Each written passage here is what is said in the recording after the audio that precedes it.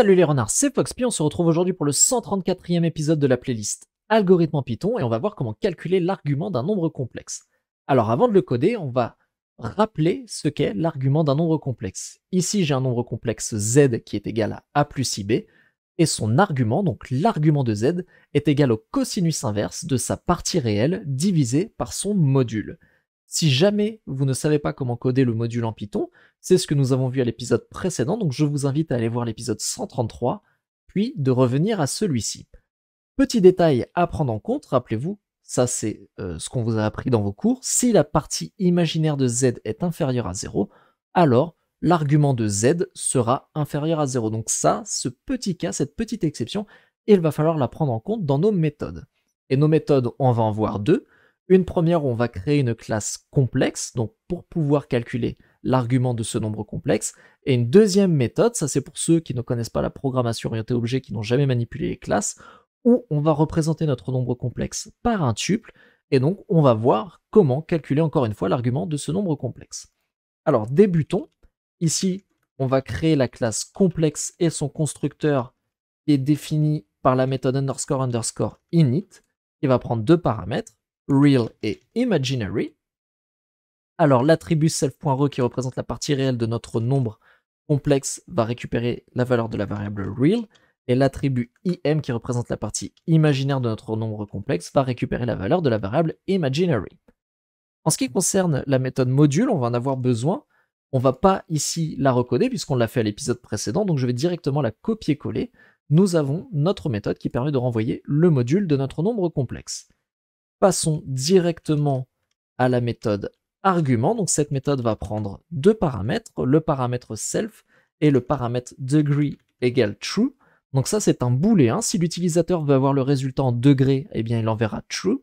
Et s'il ne veut pas avoir le résultat en degrés, alors on lui renverra en radian, et pour ça il devra faire degree égale false. Ok. Calculons notre argument. L'argument, c'est égal à math.acos, donc au cosinus inverse, et là il faut bien faire appel au module math de Python, ce que nous n'avons pas encore fait, donc ici import math, et dans ce cosinus inverse, nous avons le réel de z, donc c'est self.re, divisé par le module de z, et ça c'est self.module. Maintenant, petite exception à prendre en compte, ici si la partie imaginaire de z est inférieure à 0, alors l'argument de z est inférieur à 0, donc ici, si self.im est inférieur à 0, alors argument est égal à moins argument.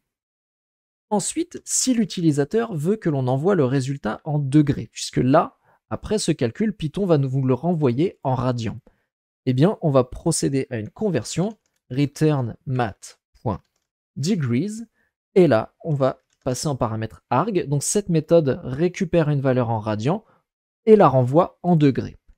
Si jamais l'utilisateur ne voulait pas la valeur en degrés, alors on renvoie arg. Et là, notre méthode, elle est terminée. Nous avons de quoi calculer l'argument d'un nombre complexe. Comme d'habitude, je vais copier-coller la méthode __str__ qui va nous permettre de représenter notre nombre complexe dans une chaîne de caractères. Alors on va pouvoir tester notre méthode.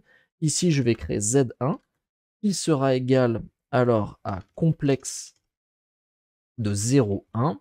Je vais créer z2 qui sera égal à complexe de 1, 0. Puis je vais créer z3 qui sera égal à complexe de 1, 1. Et puis on va se faire aussi hop, z4 qui sera égal à complexe. On va se prendre une valeur négative. Donc 1, moins 1. Alors c'est parti, calculons l'argument. Donc on va faire print de z1.argument. Sachez que ici, comme degree il est déjà égal true, si l'on ne le précise pas en paramètres, alors de base il sera à true. Donc je vais faire un copier-coller et puis je vais calculer l'argument pour Z2, Z3 et Z4. Donc ici Z2, Z3 et Z4. Donc regardons. Et nous avons donc 0,1, ça donne 90 degrés. En effet, pour le 0 ici, eh bien, sur l'axe des abscisses, on sera en 0, et sur l'axe des ordonnées, on sera en 1, ce qui donne un angle de 90 degrés. Ensuite, en 1, 0, ça donne un angle de 0. En 1, 1, ça donne un angle de 45 degrés. Et enfin, 1, moins 1, ça donne un angle de moins 45 degrés par rapport ici au cercle trigonométrique, hein, qui a un sens, c'est le sens anti-horaire, et donc quand on va dans le sens horaire, les angles sont négatifs. Ou en tout cas, quand ils sont en dessous, pardon, sur l'axe des ordonnées, quand ils sont en dessous de 0, là, à ce moment-là, ils sont négatifs, d'où ici cette petite exception que nous avions notée. Si la partie imaginaire de z est inférieure à 0, alors l'argument de z est inférieur à 0. Si vous ne connaissez pas la programmation orientée objet, ce n'est pas bien grave. Ici, on va représenter nos nombres complexes avec un tuple. Donc, c'est très simple, on va faire comme ceci. L'élément à l'indice 0, ce sera la partie réelle. Donc ici, le 1, ça sera notre partie réelle. Et l'élément à l'indice 1 de notre tuple, ça sera la partie imaginaire. Donc ici, notre 2 représente en fait 2i. Ok.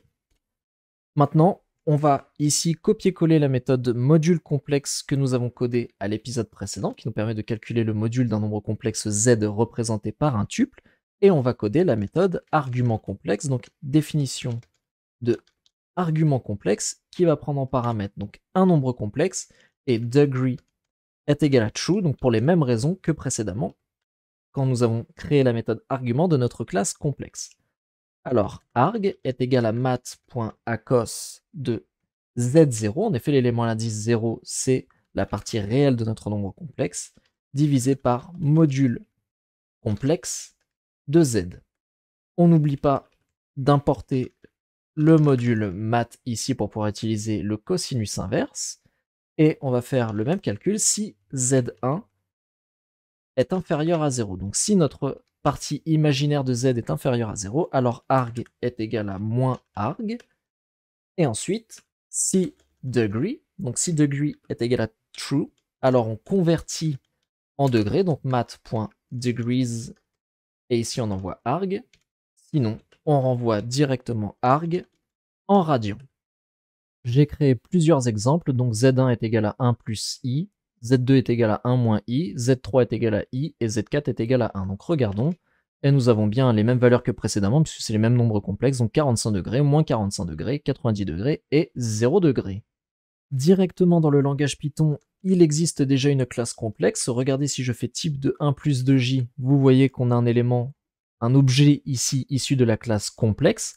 Alors ce que l'on peut faire, c'est importer du module cmath la méthode phase qui nous permet de calculer l'argument d'un nombre complexe. Ici, si je fais cmath.phase 1 plus 1j, alors j'obtiens ici l'angle en radian, donc 0,7854, etc., etc.